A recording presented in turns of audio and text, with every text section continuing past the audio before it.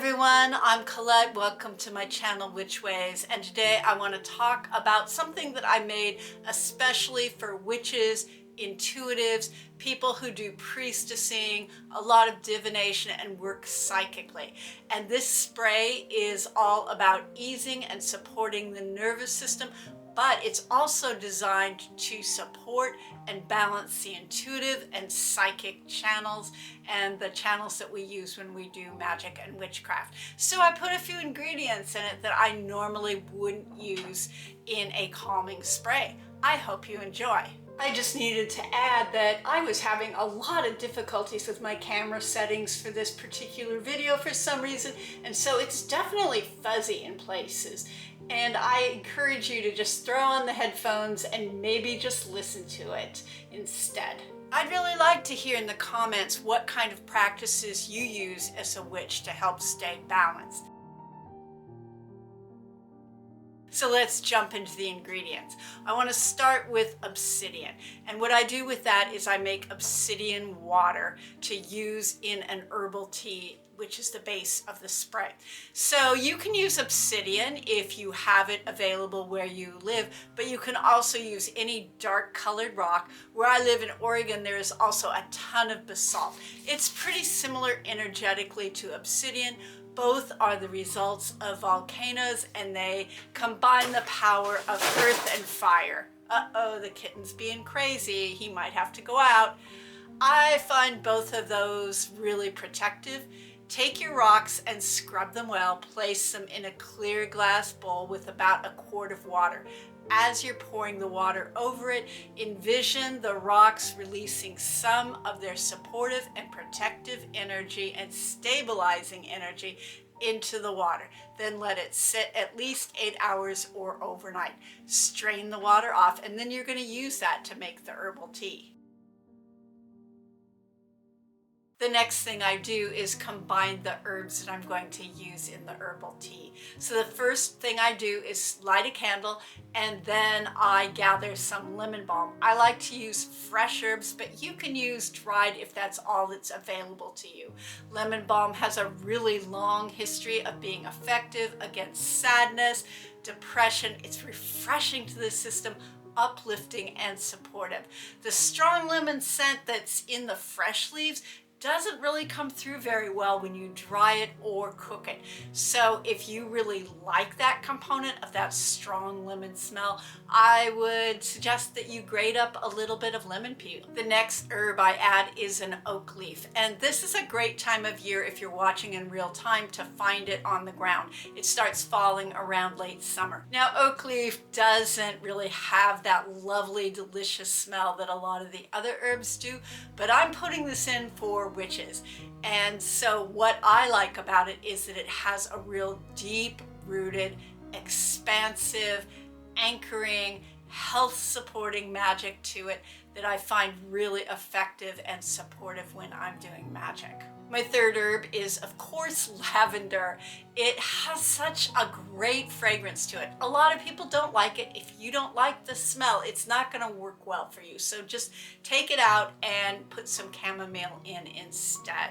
It's a great calming herb. It smells nice to most people, and it helps ease sorrow as well as calm the system. The next herb that I use is one that clears really effectively for anyone, but I feel like it has a really strong benefit for witches. It's blue vervain, and I use about a half a spoonful of it in the mix, and it supports and nourishes the intuitive pathways, and it helps you have hope and faith when there's no light to be seen anywhere and nothing else seems to work. Sometimes when we're stressed, it's our own internal things going on, but a lot of times when we're witches or psychics, we're feeling a lot of psychic overwhelm from the people or the world situation around us.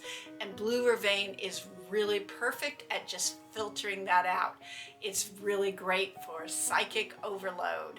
And my fifth herb is really a food. It's hazelnuts.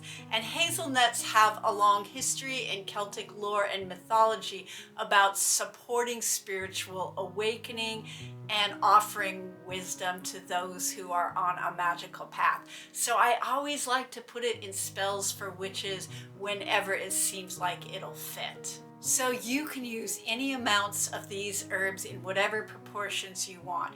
For me, I'm going to try and have about a cup of total plant material to put in my tea. So for me, that means having about a handful of finely crushed lemon balm, just a spoonful of grated lemon peel if you're using that. I add one oak leaf. I add about a spoonful or two of lavender. It can be really soapy and overpowering if you put in too much. And then I add about a spoonful of blue vervain. And I kind of magically just pick a number for the amount of hazelnuts I put in. In this case, I'm going to add in 5.